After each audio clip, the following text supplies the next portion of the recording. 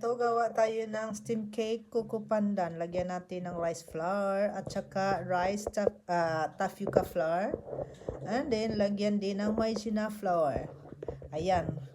Tapos, maghaluin mo yan, cocoa milk. Lagyan ng sugar. Tapos, huwag pakuluin yung cocoa milk, ha? Tapos, halo mo dyan. Yan. Tapos, hatiin mo yung isa. Lagyan ng pandan flavor.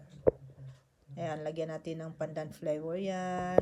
At saka, pagkatapos, steam na natin yan. Lagyan natin ng konting oil, parang madaling tanggal pagkatapos. Ayan, unahin natin yung natural. Lutuin ng 4 to 5 minutes. Tapos, ilagay yung isa na may pandan flavor. 5 to 4 minutes din. Ayan. Pagkatapos niyan, lagyan natin na, luto na, lagyan natin ng coco at saka sesame yan. Yan, ay masarap yan. Thank you for watching. Miyamu.